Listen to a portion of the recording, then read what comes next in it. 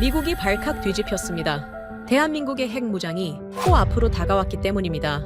핵 잠수함 승인과 핵 연료 재처리까지 모든 걸 내어준 미국. 전부 통제 가능한 범위라는 오만한 마음이 깔려 있었죠. 대한민국이 뭘 하든 결국 미국 손바닥 안입니다. 워싱턴은 확신했고 핵무장 테이블에서 한국은 늘 논외였습니다. 하지만 바로 그때 대한민국이 움직이기 시작했습니다. 위성을 실은 누리호 발사에 성공했고 발사체 기술과 위성을 손에 넣었다는 건 많은 것을 의미했습니다. 마하 20, 표면 온도 6000도. 이건 ICBM 재진입체로 즉시 전환 가능한 수준입니다. 도대체 무슨 일이 벌어진 걸까요? 전 세계를 압도한 대한민국의 발사체 기술, 지금 시작합니다. 구독과 좋아요로 대한민국의 밝은 미래를 응원해주세요. 30분. 대륙간 탄도미사일 하나가 평양에서 워싱턴까지 날아오는데 걸리는 시간입니다. 30분 안에 수천만 명의 운명이 결정돼요. 그 30분을 누가 통제하느냐가 이 행성의 질서를 정합니다. 저는 그 30분을 계산하는 사람이었어요. 2022년 늦가을, 저는 백악관 NSC에서 전략타격과 미사일 방어를 총괄하는 선임 조정관이었습니다. MIT에서 항공우주공학 박사학위를 받았고 공군 장교로 복무한 뒤 랜드연구소와 펜타곤을 거쳐 이 자리에 앉았어요. 제 책상 위에는 매일 아침 러시아의 신형 ICBM 배치 현황, 중국의 극초음속 미사일 시험 결과, 북한의 SLBM 발사 징후가 올라왔습니다. 그게 제 세계였어요. 핵을 가진 자들의 셈법, 그 바깥은 제 관심사가 아니었습니다. 그날 아침 브리핑은 평소와 다르지 않았어요.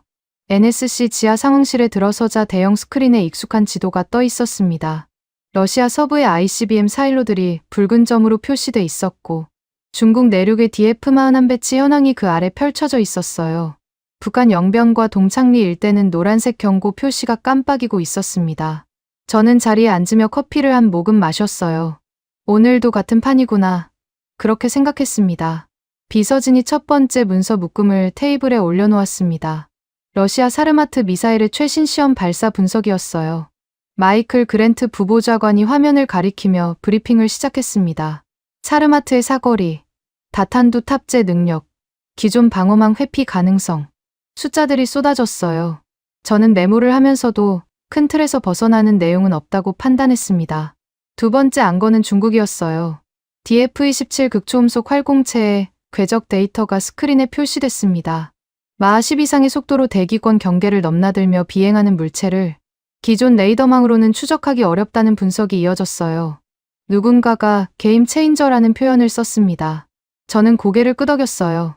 이건 진짜 문제였습니다. 우리가 수십 년간 쌓아올린 미사일 방어 체계의 근본 가정을 흔드는 위협이었어요. 북한 순서가 되자 분위기가 약간 가라앉았습니다. 북한의 화성 시리즈는 위협적이지만 러시아나 중국에 비하면 규모가 달랐어요. 다만 예측 불가능성이 문제였습니다. 언제, 어디서, 무엇을 쏠지 모른다는 점에서 북한은 늘 불편한 변수였어요. 저는 북한 관련 슬라이드가 넘어갈 때 시계를 힐끗 봤습니다. 아침 브리핑이 예정보다 길어지고 있었어요. 그때 리사 하트먼이 손을 들었습니다. 미 국방부 미사일 방어국 수석 분석관인 그녀는 평소에도 꼼꼼한 사람이었어요. 하지만 오늘은 뭔가 다른 표정이었습니다. 그녀가 별도 자료 묶음을 꺼내 테이블 위에 펼쳤어요. 한국 우주력 발전 현황 요약본이라고 적힌 표지가 보였습니다. 참고 사항으로 추가된 안건입니다. 그녀의 목소리는 담담했어요. 화면이 전환됐습니다. 러시아와 중국의 붉은 위협 표시 대신 한반도 남쪽에 작은 파란 점 하나가 찍혀 있었어요. 누리호, KPS, 차세대 중형 위성. 세 단어가 한 장표에 묶여 있었습니다. 저는 처음으로 이 세 가지가 한꺼번에 정리된 문서를 봤어요. 누리호는 들어본 적 있었습니다. 한국이 자체 개발한 우주 발사체라고 했어요. 발사에 2번 성공했고 앞으로 10년 단위의 중장기 로드맵을 세웠다는 내용이 요약돼 있었습니다. KPS는 한국형 위성왕법 시스템이었어요. GPS에 의존하지 않고 독자 항법 인프라를 구축하겠다는 계획이었습니다. 차세대 중형 위성은 지구 관측과 기술 검증을 위한 위성 시리즈였어요. 나쁘지 않군. 저는 속으로 그렇게 생각했습니다. 동맹국이 우주 역량을 키우는 건 환영할 일이었어요. 우리 입장에서 한국은 동북아의 중요한 방어 거점이었습니다. 주한미군이 주둔하고 사드가 배치돼 있고 미사일 방어망의 한 축을 담당하는 나라였어요. 그 나라가 발사체 기술을 갖추면 우리 동맹 네트워크가 한층 두터워지는 셈이었습니다. 하지만 그뿐이었어요. 리사 하트먼이 조심스럽게 덧붙였습니다. 자체 발사체를 확보하면 장기적으로 재진입 연구의 기반이 될 수 있습니다. 저는 그녀를 바라봤어요. 재진입 기술. 그건 ICBM의 핵심 요소 중 하나였습니다. 대기권 밖으로 나갔다가 다시 들어올 때 수천 도의 열을 견디는 기술. 그걸 가진 나라와 못 가진 나라 사이에는 넘을 수 없는 벽이 있었어요.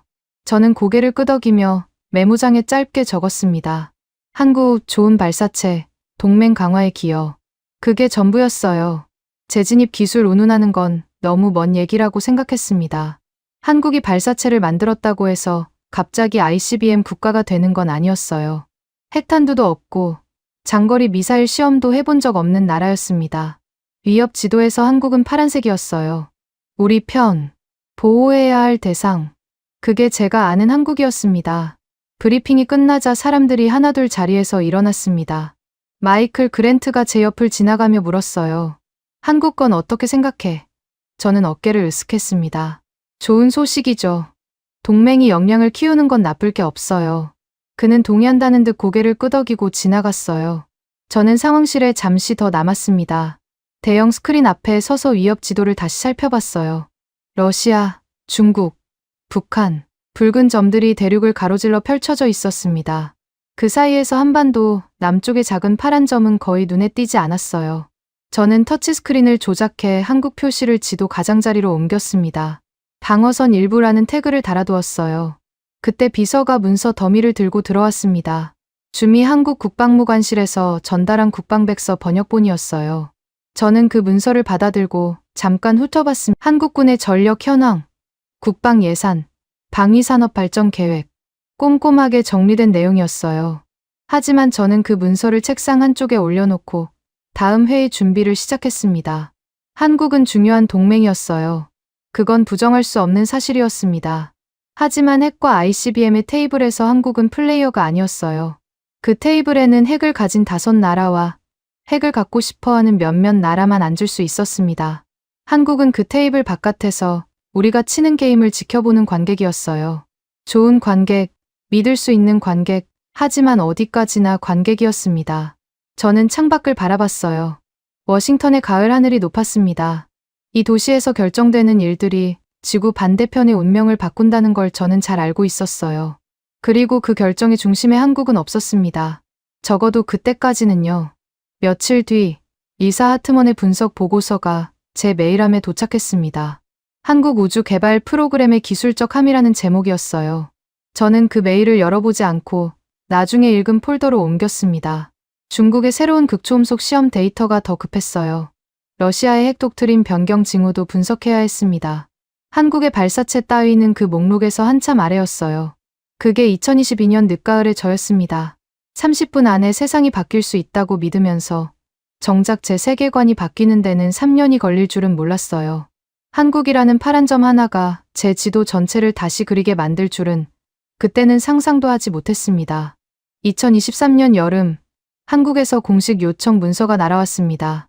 핵추진 잠수함 기술 협의를 개시해달라는 내용이었어요. 저는 그 문서를 받아들고 잠시 멈췄습니다. 핵추진 잠수함이라. 디젤 잠수함 몇 척 굴리던 나라가 갑자기 원자로를 달겠다고 나선 거였죠.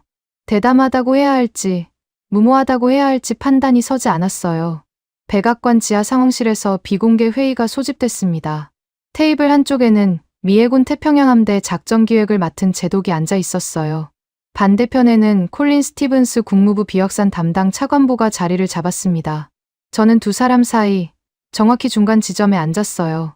이 자리 배치가 오늘 제 역할을 말해주고 있었습니다. 해군 제독이 먼저 입을 열었어요. 지난 5년간 한국 주변 해역에서 탐지된 중국과 북한 잠수함 활동이 20% 이상 증가했습니다. 그가 스크린을 가리켰어요. 동해와 서해, 남해를 아우르는 해역에 빨간 점들이 촘촘히 찍혀 있었습니다. 중국 해군의 진급 잠수함들이 점점 더 자주, 점점 더 깊이 내려오고 있다는 뜻이었죠. 한국이 핵추진 잠수함을 보유하면 상황이 달라집니다. 제독의 목소리에는 확신이 담겨 있었어요. 디젤 잠수함은 며칠마다 부상해서 공기를 마셔야 했습니다.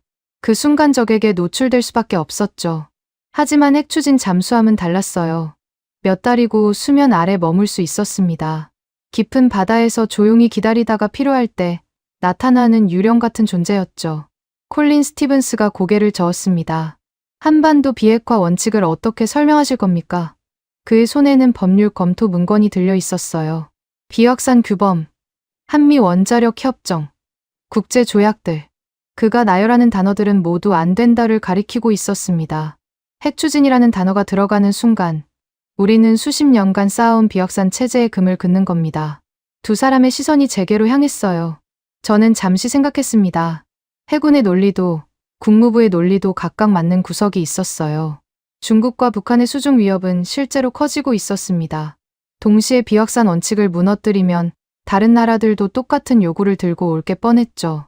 일본, 대만, 어쩌면 사우디아라비아까지.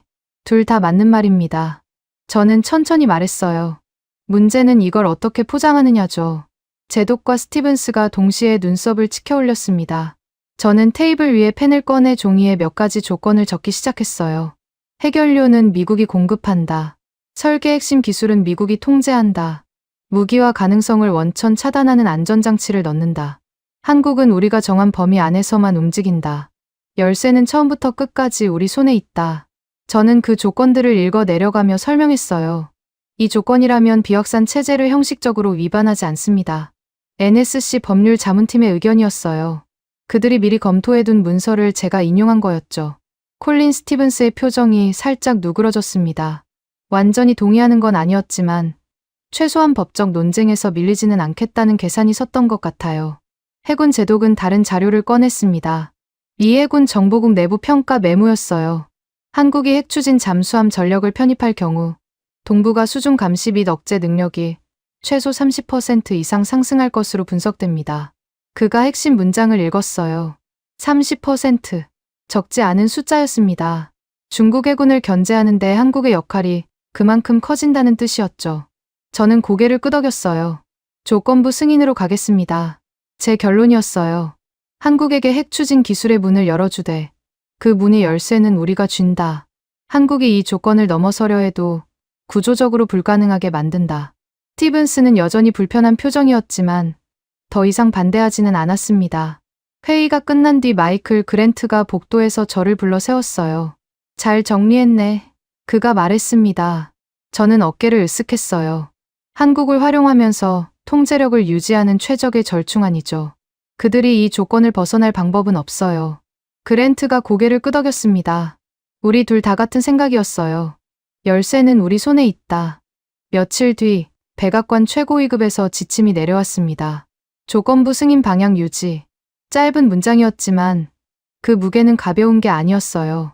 미국이 동맹국에게 핵추진 기술을 허용하는 건 역사적으로도 드문 일이었습니다. 영국과 호주 정도가 전부였죠. 이제 그 목록에 한국이 추가되려 하고 있었어요. 최민석이라는 이름을 처음 들은 건 그 즈음이었습니다. 주미 한국 국방무관실의 방위협력 담당 무관이었어요. 그가 서울의 협상 진척 상황을 비공식으로 보고했다는 얘기가 들려왔습니다. 한국 측도 이 결정의 무게를 알고 있다는 뜻이었죠. 저는 그의 이름을 메모해뒀어요. 나중에 쓸 일이 있을 것 같았습니다. 한국이 제시한 목표 시점은 2030년 전후였어요. 7년 정도 남은 셈이었습니다. 핵추진 잠수함을 설계하고 건조하고 운용 체계를 갖추는데 그 정도 시간이 필요하다는 계산이었죠. 저는 그 숫자를 보며 생각했어요. 7년이면 긴 시간이다. 그 사이에 무슨 일이 생길지 모른다. 하지만 최소한 우리가 통제권을 쥐고 있는 한 문제될 건 없다. 그날 밤 저는 사무실에서 늦게까지 일했습니다. 조건부 승인안의 세부 조항을 다듬고 있었어요. 연료 공급 일정, 기술 이전 범위, 감시 메커니즘. 하나하나 꼼꼼히 적어 내려갔습니다. 이 문서가 완성되면 한국은 핵추진 잠수함을 가질 수 있게 되겠죠. 하지만 그 잠수함의 심장은 우리가 만들고, 우리가 관리하고, 우리가 언제든 멈출 수 있다. 창밖으로 워싱턴의 야경이 보였어요. 저는 잠시 펜을 내려놓고 그 풍경을 바라봤습니다. 한국이 핵추진 잠수함을 갖게 되면 동북아의 균형이 조금 달라지겠죠. 중국이 불편해할 거고 북한은 더 불안해질 거예요. 하지만 그게 나쁜 일은 아니었습니다. 우리 입장에서는 동맹이 강해지는 게 이득이었으니까요. 다만 한 가지 생각이 머릿속을 스쳐 지나갔어요. 핵추진 잠수함은 단순한 무기가 아니었습니다.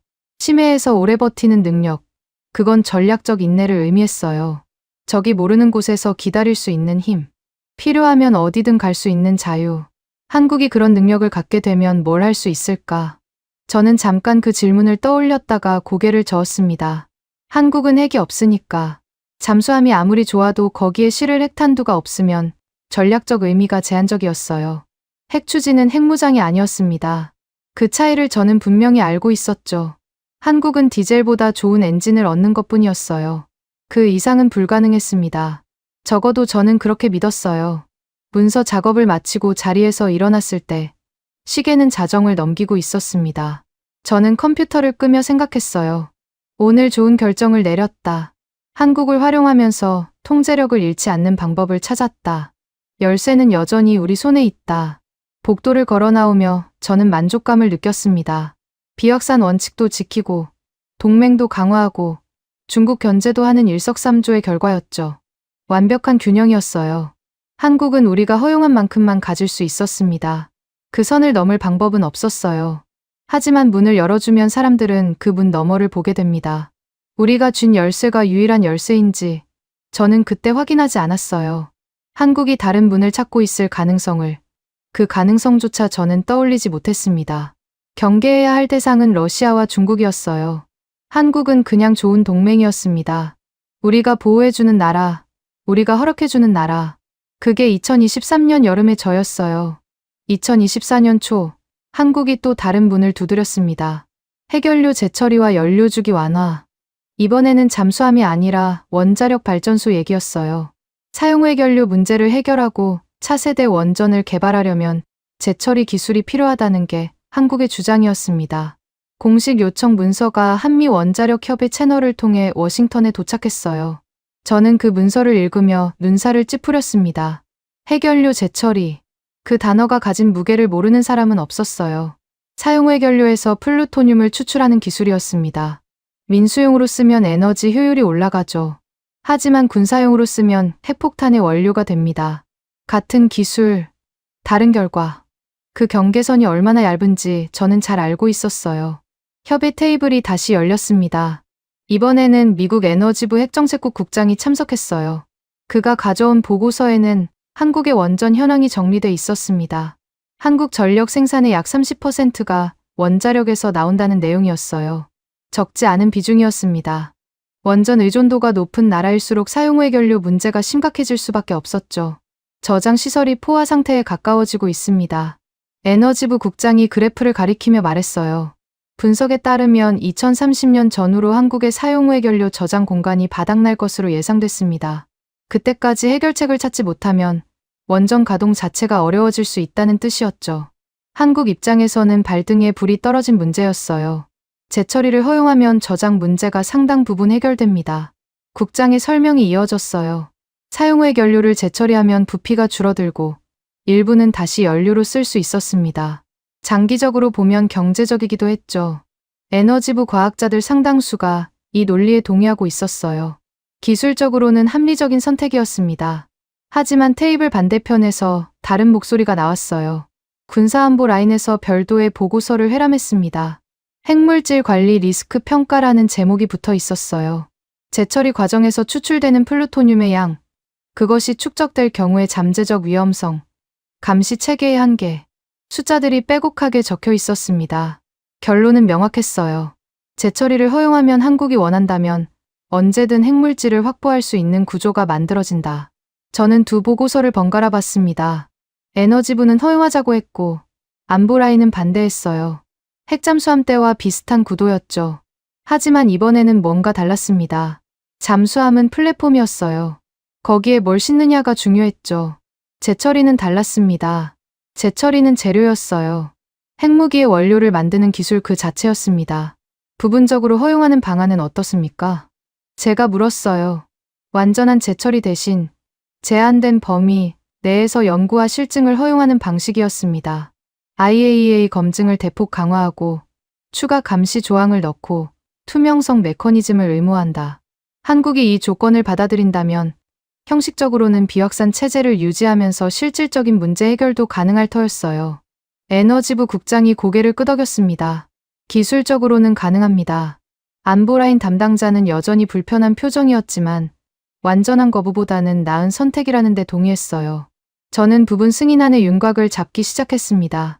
IAEA 검증 강화, 미국 감시관 상주, 정기 보고 의무, 기술 이전 범위 제한, 조항 하나하나를 꼼꼼히 적어 내려갔어요. 며칠 뒤 한국 측에서 답신이 왔습니다.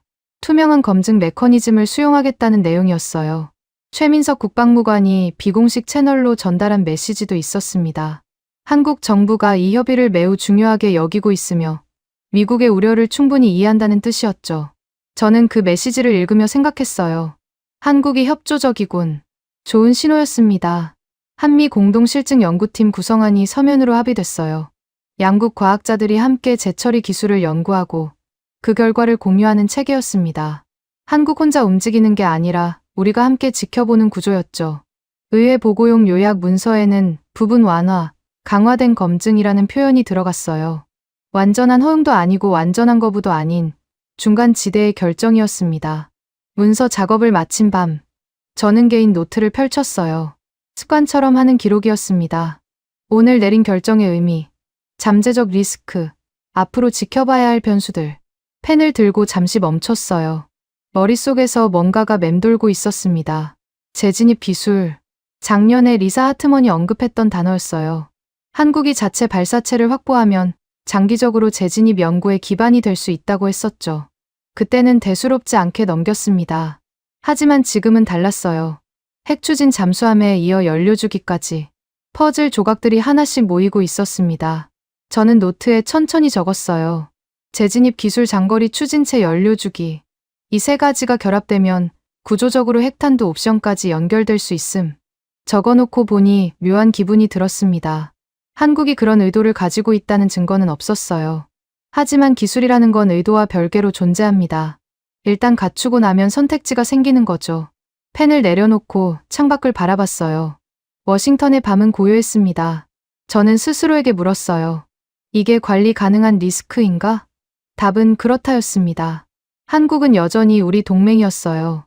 비확산 체제 안에 묶여 있었고 IAEA 감시를 받고 있었고 미국과의 협력 없이는 핵심 기술을 완성할 수 없었습니다. 열쇠는 아직 우리 손에 있었어요. 하지만 그날 밤 잠자리에 들면서 이상한 느낌이 떠나지 않았습니다. 뭔가 놓치고 있는 게 있는 것 같았어요. 퍼즐 조각들이 모이고 있는데 완성된 그림이 어떤 모양인지 아직 보이지 않는 느낌이었죠. 핵잠수함은 플랫폼, 연료 죽이는 재료, 발사체는 운반 수단. 하나하나는 민수용이거나 방어용으로 설명할 수 있었습니다. 하지만 전부 합치면 고개를 저었어요. 너무 앞서가는 생각이었습니다. 한국은 핵무장을 선택한 적이 없었어요. NPT 회원국이었고 비핵화를 선언한 나라였습니다. 설령 기술적 잠재력이 생긴다 해도 정치적 결단 없이는 의미가 없었죠. 저는 스스로를 안심시켰어요. 한국은 그런 선택을 하지 않을 거야. 우리가 곁에 있는 한. 다음 날 아침, 평소처럼 출근했습니다. 책상 위에는 새로운 보고서 더미가 쌓여 있었어요. 러시아의 최신 핵 독트린 분석, 중국의 극초음속 미사일 시험 결과, 북한의 농축 우라늄 프로그램 동향, 익숙한 위협들이었습니다. 저는 한국 관련 파일을 서랍 안쪽으로 밀어넣고 급한 것부터 처리하기 시작했어요. 그때까지만 해도 저는 확신하고 있었습니다. 한국은 관리되고 있다. 우리가 허용한 범위 안에서 움직이고 있다. 문제될 건 없다. 열쇠는 우리 손에 있다. 같은 말을 몇 번이나 되풀이했는지 모르겠어요. 마치 그렇게 반복하면 진짜가 될 것처럼. 찝찝함은 서랍 안에 넣어뒀습니다. 노트에 적은 문장도 잊으려고 했어요. 재진입 기술, 장거리 추진체, 연료주기. 그 세 단어가 머릿속에서 가끔 떠올랐지만 저는 애써 무시했습니다. 당장 눈앞에 있는 위협들이 더 급했으니까요. 러시아, 중국, 북한, 그들이 제 하루를 채우고 있었어요. 한국은 여전히 지도 가장자리의 파란 점이었습니다. 보호해야 할 동맹, 관리해야 할 변수, 하지만 결코 위협은 아닌 존재. 그게 2024년 초의 제 판단이었어요.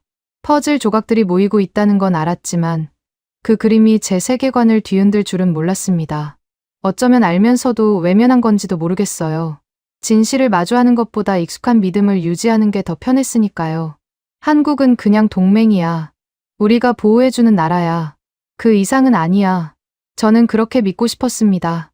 그리고 그 믿음이 무너지기까지 채 1년이 남지 않았다는 걸 그때의 저는 알지 못했어요.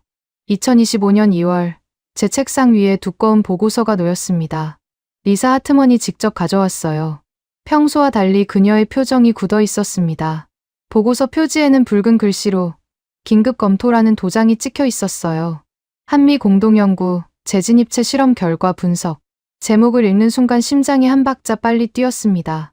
직접 보셔야 할 것 같습니다. 리사가 말했어요. 저는 고개를 끄덕이고 보고서를 펼쳤습니다. 첫 페이지부터 숫자들이 쏟아졌어요.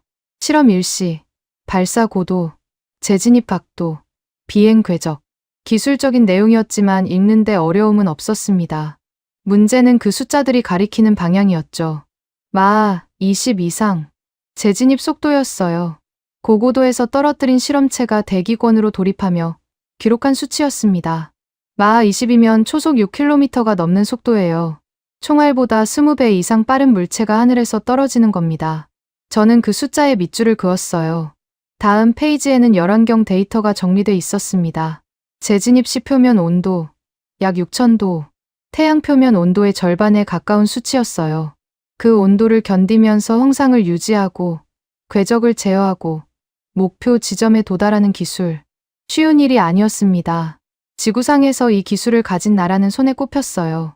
미국, 러시아, 중국, 어쩌면 프랑스와 영국 정도. 그런데 한국이 이걸 해냈다고요? 저는 페이지를 넘기며 계속 읽었습니다. 실험 설계, 소재 선택, 열차폐 시스템, 자세 제어 알고리즘. 세부 항목마다 데이터가 꼼꼼히 기록돼 있었어요.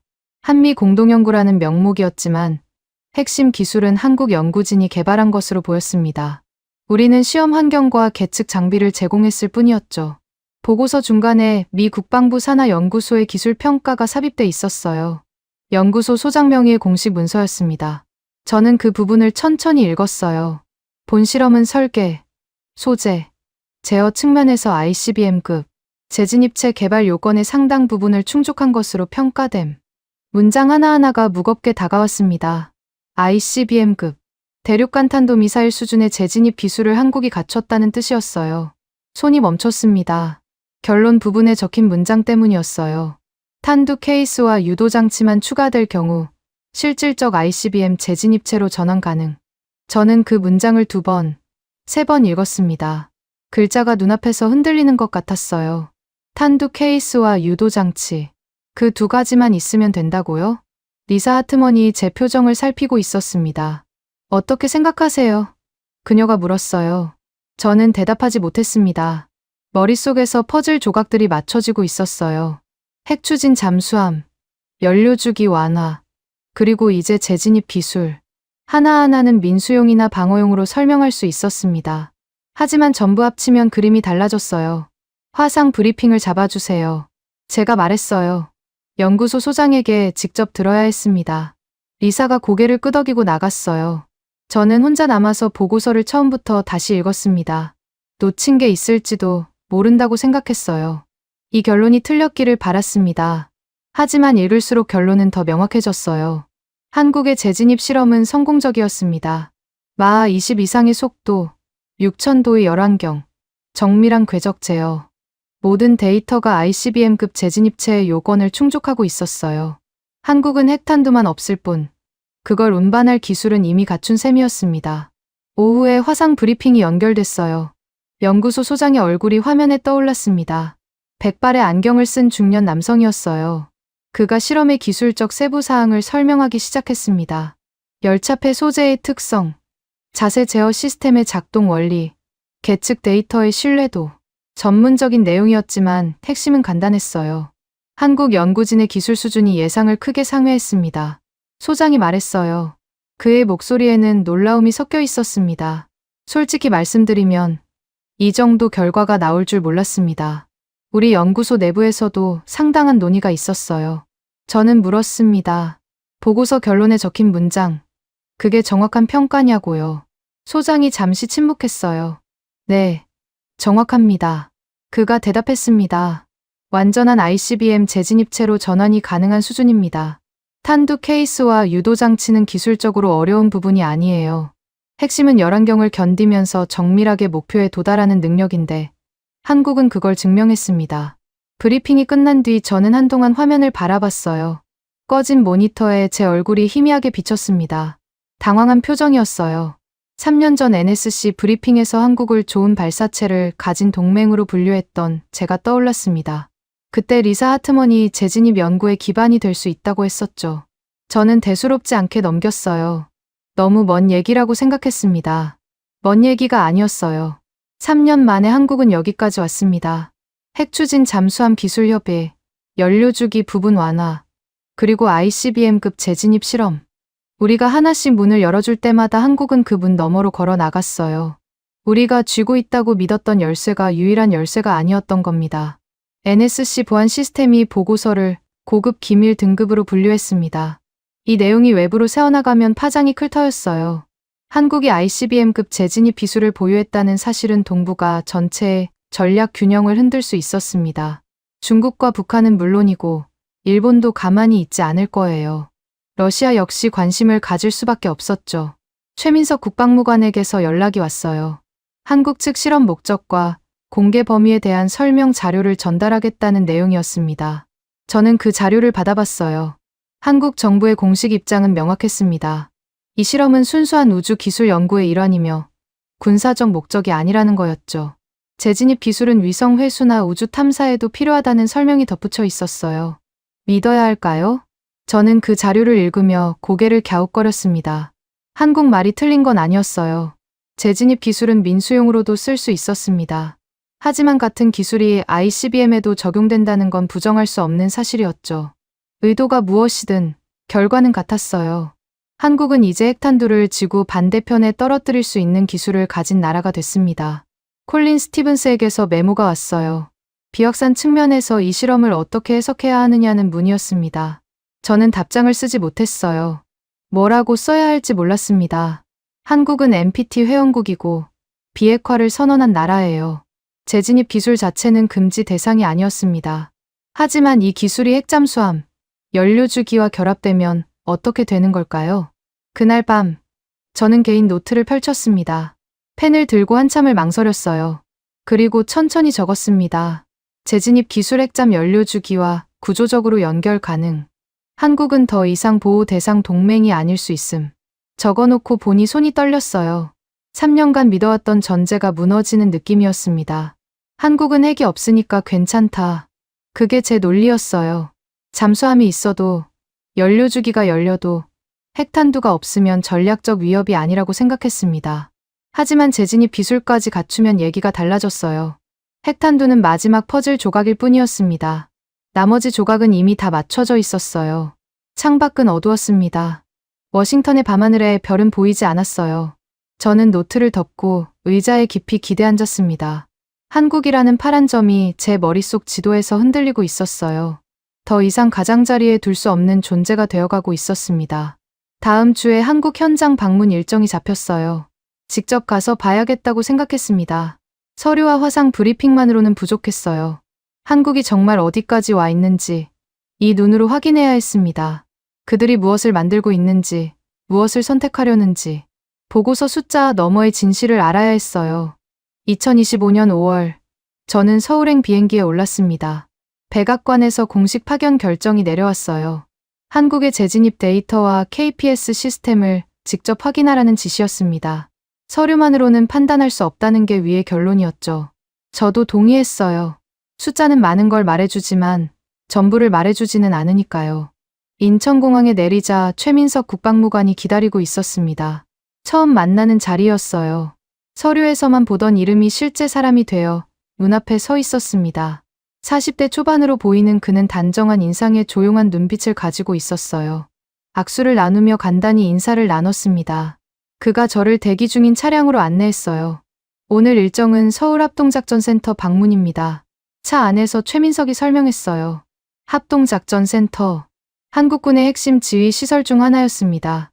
거기서 KPS와 재진입 데이터를 결합한 시뮬레이션을 보여주겠다고 했어요. 저는 창밖으로 스쳐 지나가는 서울의 풍경을 바라보며 고개를 끄덕였습니다. 합동작전센터는 지하 깊은 곳에 있었어요. 엘리베이터를 타고 한참을 내려갔습니다. 문이 열리자 넓은 공간이 펼쳐졌어요. 대형 스크린들이 벽면을 가득 채우고 있었고 수십 명의 인원이 각자의 자리에서 모니터를 응시하고 있었습니다. 워싱턴 NSC 상황실과 비슷한 분위기였지만 규모는 더 컸어요. 강혜진이라는 이름을 가진 장교가 저를 맞았습니다. 합동작전 분석단장이었어요. 준장 계급장을 달고 있었습니다. 50대 초반으로 보이는 그는 날카로운 눈빛과 차분한 말투를 가지고 있었어요. 그가 손을 내밀었습니다. 먼 길 오셨습니다. 오늘 보여드릴 게 많습니다. 시연실로 이동했어요. 중앙에 거대한 곡면 스크린이 설치돼 있었습니다. 그 앞에 젊은 연구원 한 명이 서 있었어요. 유승호라고 자신을 소개했습니다. KPS와 재진입 데이터 융합을 담당하는 방산연구소 책임연구원이었어요. 30대 후반으로 보였는데 눈빛에는 자신감이 가득했습니다. 에밀리 로웰도 그 자리에 있었어요.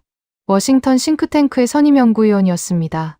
그녀가 왜 여기 있는지 물었더니 백악관에서 객관적 평가를 위해 동행을 요청했다고 하더군요. 그녀는 이미 노트북을 펴고 메모할 준비를 하고 있었어요.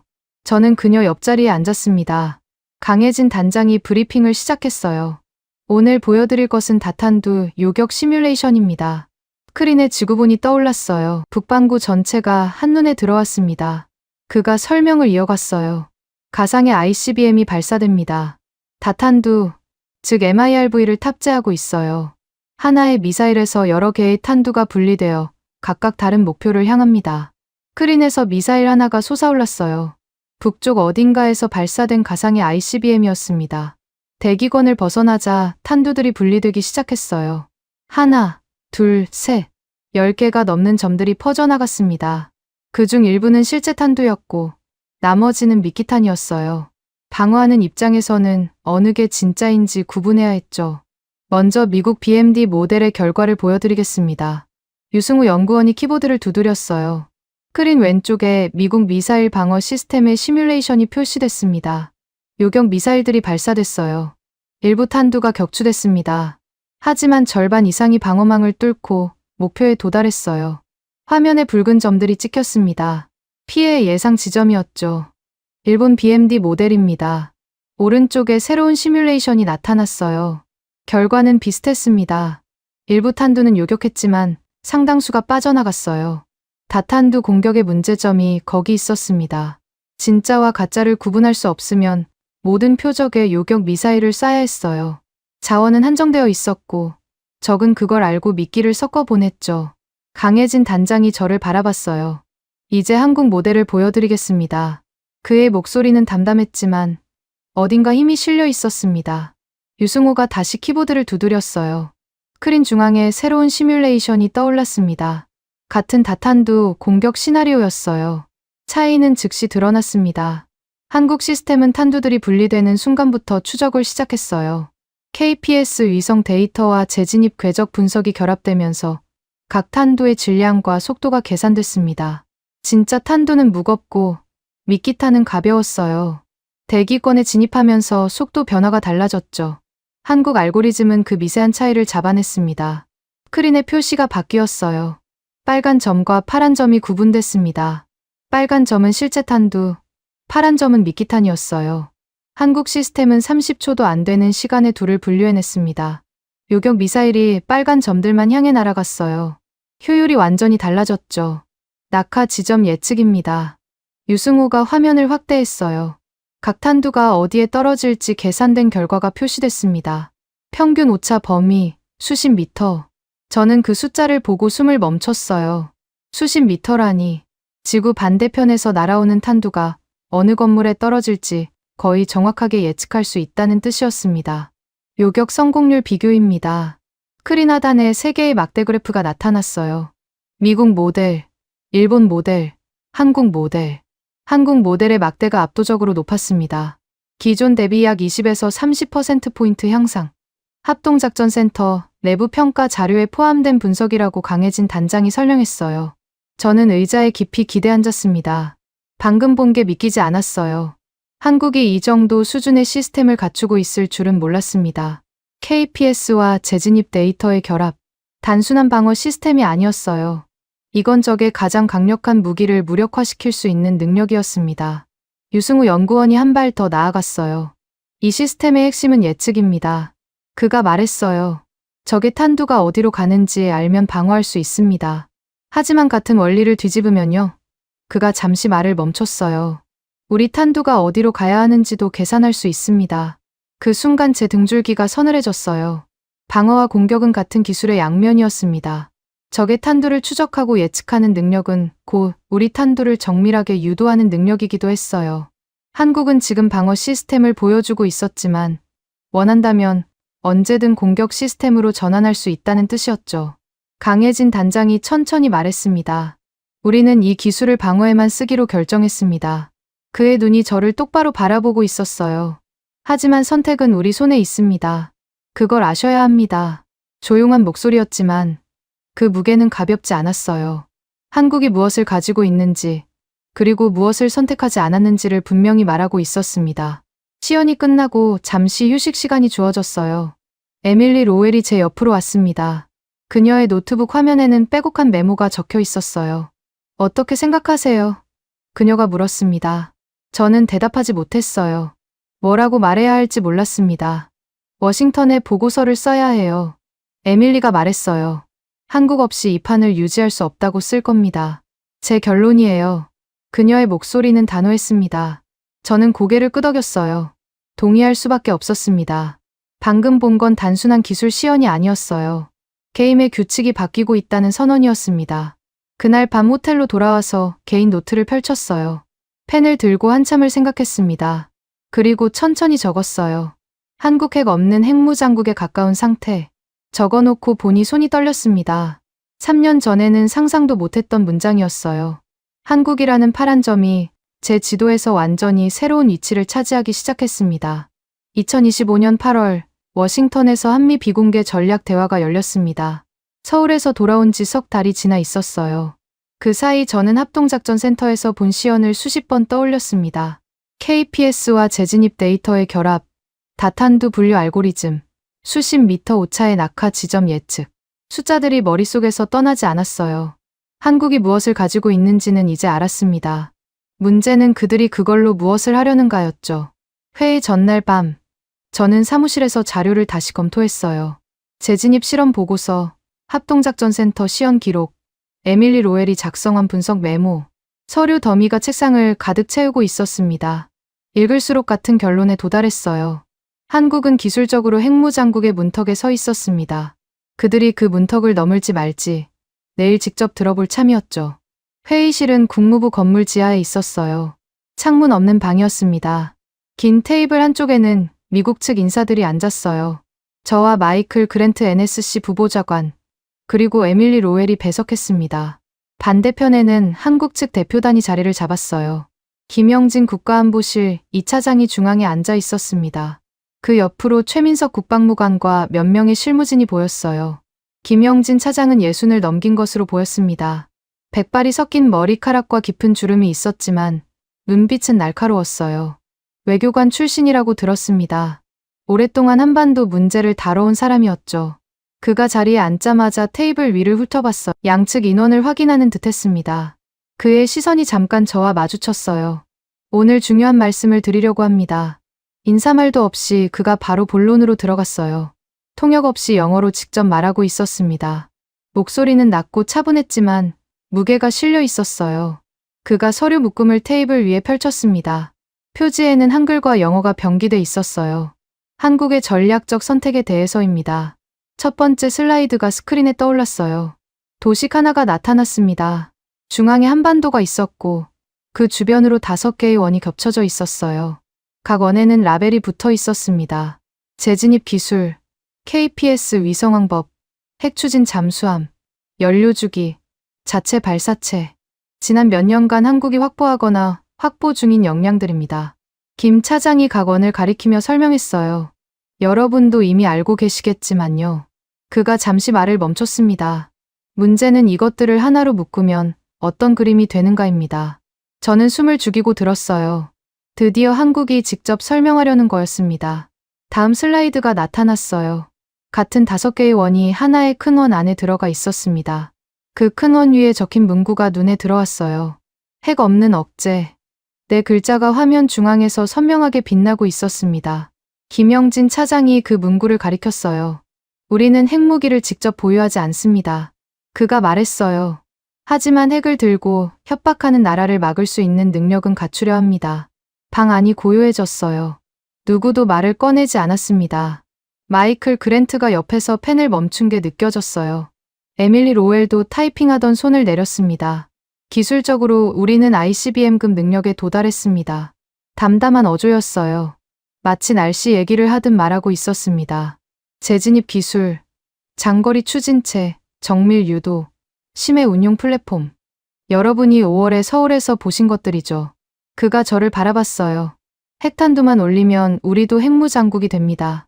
그가 잠시 말을 멈췄어요. 테이블 위에 물컵을 들어 한 모금 마셨습니다. 의도된 침묵이었어요. 방 안의 긴장감이 높아지는 걸 그도 알고 있었을 겁니다. 물컵을 내려놓는 소리가 유난히 크게 들렸어요. 하지만 우리는 그 선택을 하지 않았습니다. 그가 다시 말을 이었어요. 핵무장은 기술의 문제가 아닙니다. 정치적 결단의 문제죠. 우리는 핵을 갖지 않기로 결정했습니다. 그의 시선이 테이블을 천천히 훑었어요. 미국 측 인사들 한 명 한 명의 얼굴을 확인하는 듯했습니다. 대신 핵 없이도 핵 위협을 억제할 수 있는 체계를 만들기로 했어요. 다음 슬라이드로 넘어갔습니다. 한국의 중기 계획이 정리돼 있었어요.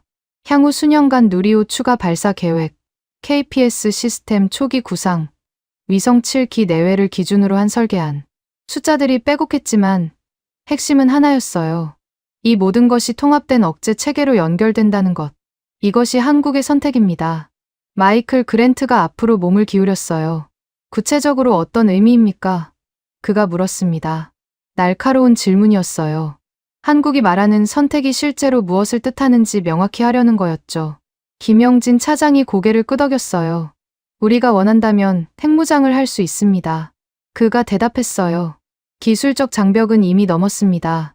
하지만 그렇게 하면 동맹 체계가 흔들리고 국제 규범에서 이탈하게 됩니다. 그가 손을 모으며 말을 이었어요. 그건 한국의 이익이 아닙니다. 단기적으로는 힘을 얻겠지만 장기적으로는 고립됩니다. 그래서 스스로를 제약하기로 했습니다. 그의 목소리가 조금 낮아졌어요. 이 능력을 동맹과 규범 안에 묶어두는 겁니다. 핵을 가질 수 있지만 갖지 않는다. 그게 우리가 세계에 보여주고 싶은 모델이에요. 왜 그런 선택을 하셨습니까? 제가 물었어요. 처음으로 입을 연 거였습니다. 회의 내내 듣기만 하다가 그 질문만은 직접 해야 할 것 같았어요. 김영진 차장이 저를 바라봤습니다. 그의 눈빛이 잠시 부드러워지는 것 같았어요. 핵을 가진 나라는 많습니다. 그가 천천히 대답했어요. 러시아, 중국, 북한, 파키스탄, 인도. 핵을 들고 협박하거나 핵으로 서로를 겨누고 있죠. 그가 잠시 말을 멈췄어요.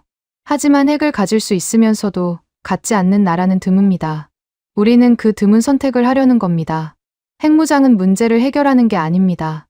그가 말을 이었어요. 새로운 문제를 만들어요. 군비 경쟁, 확산 우려, 사고 위험. 핵을 갖는 순간 그 모든 짐을 져야 합니다. 그가 테이블 위에 서류를 정리하며 마지막 말을 덧붙였어요. 우리는 다른 길을 보여주고 싶습니다. 핵 없이도 핵을 막을 수 있다는 거요. 회의가 끝나고 사람들이 자리에서 일어났어요. 악수와 인사가 오갔습니다. 저는 잠시 자리에 남아 방금 들은 내용을 정리했어요. 한국의 선택, 핵 없는 억제, 스스로를 제약하는 힘. 낯선 개념들이 머릿속에서 맴돌았습니다. 하지만 이상하게도 납득이 됐어요. 복도에서 마이클 그랜트와 마주쳤습니다. 그가 저를 불러 세웠어요. 어떻게 생각해? 똑같은 질문을 또 받았습니다.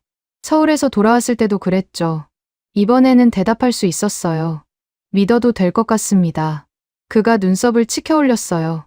저는 설명을 이어갔습니다. 한국이 핵무장을 원했다면 진작했을 겁니다. 기술은 이미 갖췄으니까요. 하지만 그들은 그 기술을 억제의 도구로 쓰기로 결정했어요. 핵 없이 핵을 막는 체계. 이상적으로 들리지만 불가능한 건 아니었습니다. 서울에서 본 시뮬레이션이 그걸 증명했죠. 그랜트가 고개를 끄덕였어요. 보고서에 반영해야겠군. 그가 말했습니다. 저도 동의했어요. 한국을 더 이상 해구산 수혜자로 분류할 수는 없었습니다. 새로운 카테고리가 필요했어요. 핵을 가질 수 있지만 갖지 않는 나라. 그 선택을 존중하면서도 활용할 수 있는 프레임이 필요했죠. 사무실로 돌아와서 보고서 초안을 작성하기 시작했습니다. 키보드를 두드리며 문장을 고민했어요. 한국을 어떻게 정의해야 할까? 동맹? 그건 이미 알고 있었습니다. 잠재적 핵무장국. 기술적으로는 맞았지만 그들의 선택을 반영하지 못했어요. 저는 여러 표현을 시도했습니다. 지우고, 다시 쓰고, 또 지웠어요. 결국 한 문장으로 정리됐어요. 한국은 핵 없는 핵무장국이자 핵 없는 억제 모델 동맹으로 재분류되어야 한다. 적어놓고 읽어보니 이상한 문장이었습니다. 핵이 없는데 핵무장국이라니. 모순처럼 들렸어요. 하지만 그게 현실이었습니다. 한국은 핵을 가질 수 있지만 갖지 않는 나라였어요. 그 차이가 중요했죠. 마이클 그랜트에게 초안을 보냈어요. 다음 날 그에게서 답신이 왔습니다. 핵심 문장을 유지한 채 승인한다는 내용이었어요. 수정 요청도 삭제 지시도 없었습니다. 저는 화면을 바라보며 생각했어요. 3년 전 NSC 브리핑에서 한국을 지도 가장자리의 작은 점으로 표시했던 제가 떠올랐습니다. 그때와 지금은 완전히 달라져 있었어요. 며칠 뒤 에밀리 로웰이 싱크탱크 브리핑에서 발표를 했습니다. 저도 청중 자리에서 들었어요. 그녀는 한국 모델이라는 용어를 사용했습니다. 핵무장 없이 핵 억제 능력을 갖춘 새로운 유형의 동맹. 청중들 사이에서 웅성거림이 일었어요. 낯선 개념이었으니까요. 몇몇 전문가들이 손을 들어 질문했습니다. 정말 가능하냐고, 지속 가능하냐고. 에밀리는 서울시연 데이터를 근거로 답변했어요.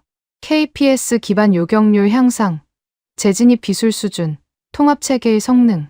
숫자들이 그녀의 논리를 뒷받침했습니다. 질문자들의 표정이 점점 진지해졌어요. 회의적이던 시선이 사라지지는 않았지만 최소한 경청하고 있었습니다. 한국이라는 파란 점이 제 지도에서 완전히 새로운 위치를 차지했습니다. 더 이상 보호 대상이 아니었어요.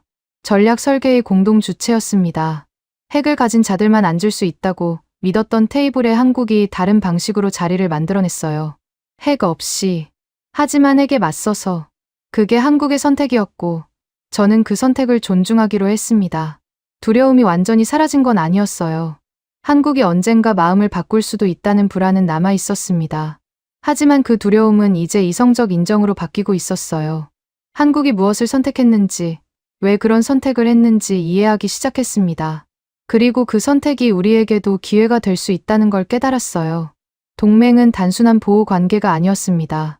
함께 판을 짜는 관계가 될 수 있었죠. 한국이 보여준 건 새로운 가능성이었어요. 핵 없이도 핵을 억제할 수 있다면 핵 확산의 악순환을 끊을 수 있을지도 몰랐습니다. 물론 쉬운 길은 아니었어요. 하지만 시도해볼 가치는 있었습니다. 2025년 11월 26일 밤, 어둠 속에서 비행기가 착륙했습니다. 전남 고흥의 작은 공항이었어요. 백악관 지시로 누리호 4차 발사 현장을 참관하러 온 거였습니다. 트랩을 내려오자 차가운 공기가 얼굴을 스쳤어요. 11월 말에 한반도 남쪽은 생각보다 쌀쌀했습니다. 대기 중이던 차량에 올라타자 곧바로 나로우주 센터로 향했어요. 차창 밖으로 어두운 시골 풍경이 스쳐 지나갔습니다. 가로등도 드문 길이었어요. 하지만 멀리서 희미한 불빛이 보이기 시작했습니다. 나로우주 센터의 조명이었죠. 가까워질수록 불빛이 밝아졌어요. 발사대 주변으로 탐조등들이 하늘을 비추고 있었습니다. 그 중심에 누리호가 서 있었어요. 47m 높이의 하얀 몸체가 어둠 속에서 빛나고 있었습니다. 센터 입구에서 신원 확인 절차를 거쳤어요. VIP 통행증을 받아 목에 걸었습니다. 안내 요원이 저를 브리핑룸으로 이끌었어요. 작은 방에 몇 명의 관계자가 앉아 있었습니다. 발사 개요와 안전 절차에 대한 설명이 시작됐어요. 목표 궤도 고도 약 600km, 주탑재 위성 설계 수명 5년 이상. 숫자들이 스크린에 표시됐습니다. 브리핑이 끝나고 VIP 관람석으로 이동했어요. 발사대에서 약 4km 떨어진 언덕 위였습니다. 야외 좌석이 마련돼 있었고 대형 스크린이 발사대 실황을 중계하고 있었어요. 저는 지정된 자리에 앉아 태블릿을 꺼냈습니다. 대통령에게 보낼 보고서 최종본을 열었어요. 발사 전까지 마지막으로 검토할 시간이었죠. 보고서를 처음부터 다시 읽기 시작했습니다. 3년간의 여정이 그 안에 담겨 있었어요. 2022년에 NSC 브리핑, 핵추진 잠수함 조건부 승인, 연료주기 부분 완화, 재진입 실험 데이터, 서울합동작전센터 시연, 워싱턴 전략대화. 한 페이지씩 넘길 때마다 지난 결정들이 떠올랐습니다. 그때마다 저는 한국을 과소평가했었죠. 스크린에 발사운영실 내부가 비쳤어요. 수십 명의 인원이 각자의 자리에서 모니터를 응시하고 있었습니다. 그중 한 명이 눈에 들어왔어요. 박도윤이라는 이름표가 보였습니다. 발사운영본부 선임 엔지니어라고 했어요. 그가 키보드를 두드리며 뭔가를 확인하고 있었습니다. 발사체와 위성 상태 점검 결과를 내부 시스템에 업데이트하는 것 같았어요. 그의 움직임은 차분했습니다. 긴장한 기색이 없었어요. 수없이 반복한 절차를 또 한 번 수행하는 것처럼 보였습니다. 저는 그 모습을 바라보며 생각했어요. 저 사람들이 얼마나 오랫동안 이 순간을 준비해왔을까. 몇 년, 어쩌면 10여 년. 한국의 우주 프로그램이 여기까지 오는데 얼마나 많은 시간과 노력이 들었을지 가늠하기 어려웠습니다. 다른 인물이 화면에 나타났어요. 이서연, 야간 발사 안전총괄 매니저라는 직함이 자막으로 표시됐습니다. 30대 후반으로 보이는 여성이었어요. 그녀가 체크리스트를 들고 항목 하나하나를 확인하고 있었습니다. 마지막 칸에 서명을 하는 모습이 보였어요. 안전 절차 최종 승인이었습니다. 저는 그 장면을 보며 묘한 감정을 느꼈어요. 화려한 것도 아니고 극적인 것도 아니었습니다. 그냥 자기 일을 하는 사람들이었어요. 체크리스트를 확인하고 데이터를 점검하고 서명을 하고. 하지만 그 평범한 절차들이 모여서 이 거대한 프로젝트를 움직이고 있었습니다. 그리고 그 프로젝트가 가진 의미는 결코 평범하지 않았죠. 강혜진 단장의 모습도 보였어요. 서울합동작전센터에서 만났던 그 장교였습니다. 지금은 나로우주센터에 와 있었어요. 그가 통신 장비를 들고 어딘가와 교신하고 있었습니다. 합동작전센터와 나로우주센터 간 실시간 데이터 연계 상태를 확인하는 것 같았어요. 발사 데이터가 동시에 두 곳에 전송되는 체계였죠. 저는 태블릿 화면으로 시선을 돌렸습니다. 보고서 마지막 부분을 다시 읽었어요. 한국을 어떻게 정의할 것인가. 며칠 전에 작성한 문장이 거기 있었습니다. 핵 없는 핵무장국이자 핵 없는 억제 모델 동맹. 맞는 표현이었지만 뭔가 부족한 것 같았어요. 이 현장에서 느끼는 걸 담아내지 못하고 있었습니다. 주변을 둘러봤어요. 관람석에는 저 외에도 몇몇 외국 귀빈들이 앉아 있었습니다. 각국 외교관, 우주기관 관계자, 방산 전문가들. 그들도 저처럼 이 발사를 지켜보러 온 거였죠. 하지만 그들 중 누구도 제가 아는 것을 다 알지는 못했을 거예요. 한국이 무엇을 선택했는지, 무엇을 선택하지 않았는지를요. 핸드폰에 알림이 떴어요. 한국 정부 내부 채널에서 공유된 메시지가 전달된 거였습니다. 최민석 국방무관이 참고하라며 보내준 내용이었어요. 이번 발사는 기술 이상의 의미를 갖습니다. 짧은 문장이었지만 한국 내부에서 이 발사를 어떻게 인식하고 있는지 알 수 있었습니다. 기술 이상의 의미. 저도 동의했어요. 누리호가 하늘로 솟아오르는 건 단순히 위성을 궤도에 올리는 일이 아니었습니다. 한국이 선택한 길을 세계에 보여주는 일이었어요. 핵을 가질 수 있지만 갖지 않는다. 대신 그 기술로 다른 것을 만든다. 억제의 체계, 방어의 능력, 동맹과 함께하는 힘. 발사 운영실에서 새로운 움직임이 감지됐어요. 카운트다운 30분 전 점검이 시작된 것 같았습니다. 스크린에 표시된 숫자가 움직이기 시작했어요. 분 단위로 줄어드는 시간. 저는 태블릿을 내려놓고 그 숫자를 바라봤습니다. 30분. 대륙간 탄도미사일이 평양에서 워싱턴까지 날아오는 시간이었죠. 이 30분 안에 한국은 다른 의미의 발사를 할 예정이었습니다. 박도윤 엔지니어가 마이크를 잡았어요. 발사체 최종 상태 양호. 위성 분리 시퀀스 확인 완료. 담담한 목소리였습니다. 이서연 매니저가 옆에서 고개를 끄덕였어요. 모든 절차가 계획대로 진행되고 있었습니다. 강혜진 단장도 통신기를 내려놓고 화면을 응시했어요. 서울에서도 같은 장면을 보고 있겠죠. 저는 다시 보고서를 열었습니다. 마지막 문단을 수정하기 시작했어요. 기존 문장은 삭제하지 않고 그대로 뒀습니다. 대신 그 아래에 새로운 문장을 추가했어요. 손가락이 화면 위를 움직였습니다.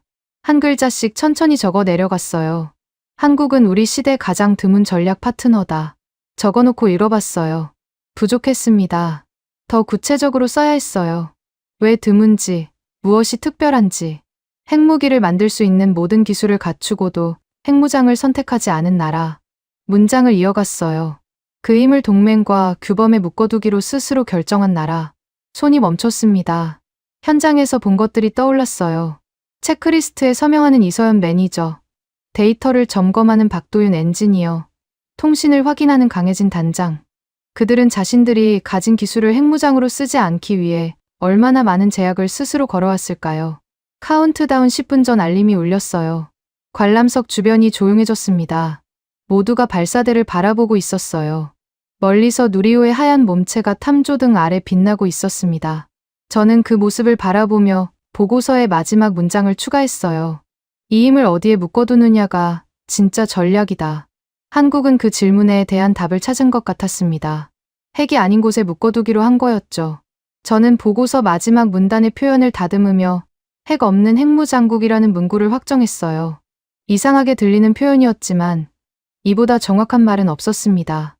한국과학기술정책 문서에서는 누리호와 KPS, 차세대 중형위성을 국가 핵심 전략 인프라로 규정하고 있었어요. 그 내용을 보고서 각주로 인용해뒀습니다. 한국이 이 기술들을 어떻게 인식하는지 보여주는 근거였죠. 단순한 민수 프로젝트가 아니라 전략적 자산으로 다루고 있다는 뜻이었어요. 하지만 그 자산을 무기로 쓰지 않겠다는 것도 분명했습니다. 카운트다운이 5분 남았어요. 스크린의 숫자가 크게 표시됐습니다. 관람석과 발사 운영실 양쪽에 같은 화면이 떠 있었어요. 시간이 흘러가고 있었습니다. 저는 태블릿을 무릎 위에 올려놓고 발사대를 바라봤어요. 이제 곧이었습니다. 카운트다운이 마지막 60초에 접어들었어요. 관람석이 완전히 조용해졌습니다. 숨소리조차 들리지 않았어요. 저는 손을 모으고 발사대를 응시했습니다. 누리호의 하단부에서 희미한 연기가 피어오르기 시작했어요. 3, 2, 1. 발사. 스피커에서 한국어 음성이 흘러나왔어요. 동시에 거대한 화염이 발사대를 뒤덮었습니다. 굉음이 4km를 건너와 관람석을 흔들었어요. 누리호가 천천히, 아주 천천히 하늘로 솟아오르기 시작했습니다. 화염을 뿜으며, 어둠을 가르며, 저는 그 광경을 바라보며 숨을 멈췄어요. 3년 전 NSC 브리핑에서 한국을 지도 가장자리의 작은 점으로 표시했던 제가 떠올랐습니다. 그때는 상상도 못했어요. 이 나라가 이 자리까지 올 줄은요. 핵 없이 핵을 넘는 길을 만들어낼 줄은요. 누리호가 점점 작아지며 하늘 높이 올라갔습니다. 저는 태블릿을 집어들었어요. 보고서 전송 버튼 위에 손가락을 올렸습니다. 아직 누르지는 않았어요. 발사가 완전히 성공했는지 확인해야 했으니까요. 하지만 마음속으로는 이미 결정이 나 있었습니다. 한국은 더 이상 보호 대상이 아니었어요. 함께 판을 짜는 파트너였습니다. 제 시도. 새벽 1시 13분. 누리호가 하늘을 갈랐습니다. 화염 기둥이 어둠을 뚫고 솟아올랐어요. 굉음이 대지를 흔들었습니다. 저는 관람석에서 그 광경을 바라보며 숨을 참았어요. 하얀 몸체가 점점 작아지며 밤하늘 속으로 사라져갔습니다. 발사대 주변에 남은 연기가 탐조등 빛에 하얗게 빛나고 있었어요. 스크린에 비행 데이터가 표시되기 시작했습니다. 고도, 속도, 비행 경로, 숫자들이 실시간으로 갱신됐어요. 발사 운영실의 음성이 스피커를 통해 들려왔습니다. 일단 분리 정상. 담담한 목소리였어요. 첫 번째 관문을 통과한 거였습니다. 일단 로켓이 제 역할을 다하고 떨어져 나갔어요. 잠시 후 두 번째 신호가 왔습니다. 페어링 분리 정상. 위성을 감싸고 있던 덮개가 열렸다는 뜻이었어요. 이제 위성이 우주 공간에 노출된 거였습니다. 스크린에 궤적 그래프가 표시됐어요. 계획된 경로와 실제 비행 경로가 거의 일치하고 있었습니다. 순조로웠어요. 2단 분리 정상. 세 번째 신호였습니다. 이제 3단 로켓만 남았어요. 마지막 구간이었습니다. 저는 스크린에서 눈을 떼지 못했어요. 숫자들이 계속 올라갔습니다. 고도 300km, 400km, 500km. 목표 고도에 가까워지고 있었어요. 발사 후 약 12분이 지났을 때였습니다. 목표 궤도 진입 확인. 발사 운영실에서 음성이 흘러나왔어요. 궤적 그래프가 계획 범위 안에 완전히 들어와 있었습니다. 저는 그 순간 숨을 내쉬었어요. 몰랐는데 계속 참고 있었더군요. 손바닥에 땀이 차 있었습니다. 잠시 후 마지막 신호가 왔어요. 주 탑재 위성 분리 성공. 스피커에서 흘러나온 그 문장과 함께 발사 운영실에서 박수 소리가 들렸습니다. 관람석에서도 조용한 환호가 터져 나왔어요. 옆자리에 외국 귀빈이 일어나 박수를 쳤습니다. 저도 따라 일어났어요. 손뼉을 치면서 스크린을 바라봤습니다. 성공이었어요. 누리호 4차 발사가 완벽하게 끝났습니다. 위성은 이제 600km 상공에서 지구를 돌고 있었어요. 한국이 직접 만든 발사체로 한국이 직접 만든 위성을 올린 거였습니다. 서류와 시뮬레이션으로만 보던 기술이 실제 하늘 위에서 하나의 궤적으로 완성된 순간이었죠. 저는 태블릿을 집어 들었습니다. 보고서 전송 버튼이 화면에 떠 있었어요. 잠시 망설였습니다. 버튼을 누르면 이 보고서가 대통령에게 전달될 거였어요. 한국을 핵 없는 핵무장국으로 규정한 문서가 공식 기록으로 남는 거였죠. 되돌릴 수 없는 결정이었습니다. 손가락이 화면 위에 머물렀어요. 3년 전이 떠올랐습니다. NSC 브리핑에서 한국을 지도 가장자리의 작은 점으로 표시했던 날이요. 좋은 발사체를 가진 동맹. 그게 그때의 제 평가였어요. 한국은 보호 대상이었고 핵 테이블에는 앉을 수 없는 존재였습니다. 리사 하트먼이 재진입 기술 가능성을 언급했을 때 저는 대수롭지 않게 넘겼죠. 틀렸습니다. 완전히 틀렸어요. 한국은 핵 테이블에 앉을 자격을 갖췄습니다. 기술적으로는 이미 도달했어요. 하지만 그들은 다른 선택을 했습니다. 핵을 갖지 않기로요. 대신 그 기술로 억제의 체계를 만들었어요. 핵 없이 핵을 막는 길을요. 전송 버튼을 눌렀습니다.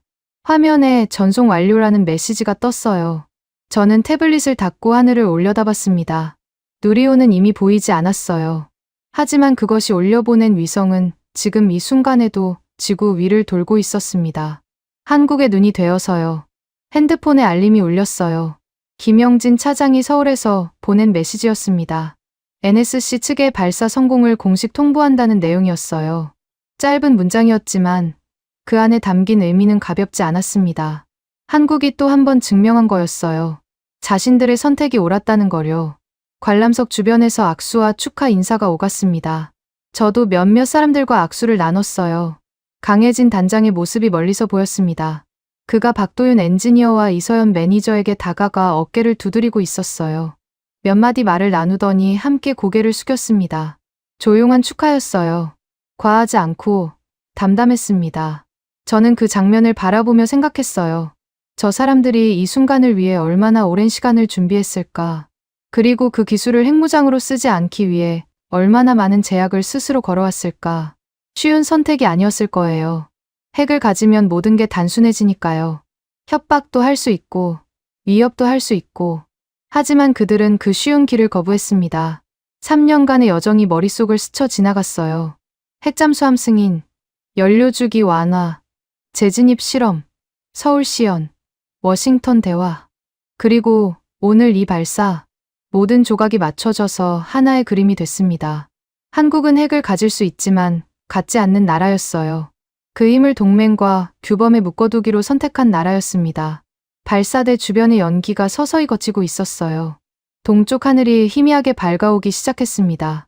새벽이 오고 있었어요. 저는 그 풍경을 바라보며 생각했습니다. 30분. 대륙간 탄도미사일이 평양에서 워싱턴까지 날아오는 시간이죠. 저는 그 30분을 계산하는 사람이었어요. 하지만 오늘 한국은 다른 30분을 보여줬습니다. 핵이 아닌 것을 하늘로 올리는 데 걸린 시간이었어요. 파괴가 아니라 연결을 위한 시간이었습니다. 같은 기술, 다른 선택. 그 차이가 세상을 바꿀 수 있다는 걸 저는 오늘 배웠어요. 핵으로 협박하지 않지만 핵 협박을 막을 수 있는 나라. 세상에 그런 나라가 몇이나 될까요? 하늘에서 시선을 거두고 발걸음을 옮겼습니다. 공항으로 돌아가야 했어요. 워싱턴에서 할 일이 기다리고 있었습니다. 하지만 이제 그 일의 의미가 달라져 있었어요. 한국은 더 이상 보호 대상이 아니었습니다. 함께 판을 짜는 파트너였어요. 핵 없이 핵을 넘는 동맹이었습니다. 차에 오르기 전 마지막으로 발사대를 돌아봤어요. 빈 발사대가 새벽빛 속에 서 있었습니다. 다음 발사를 기다리고 있는 것처럼요. 저는 속으로 중얼거렸어요. 다음에 또 오겠습니다. 이번에는 처음부터 제대로 된 눈으로요. 대한민국이 잘하고 있다고 생각하신다면, 한국 최고, 대한민국이 아직 멀었다고 생각하신다면, 한국 힘내라. 여러분의 생각을 댓글로 남겨주세요. 지금까지 감동을 더하다였습니다.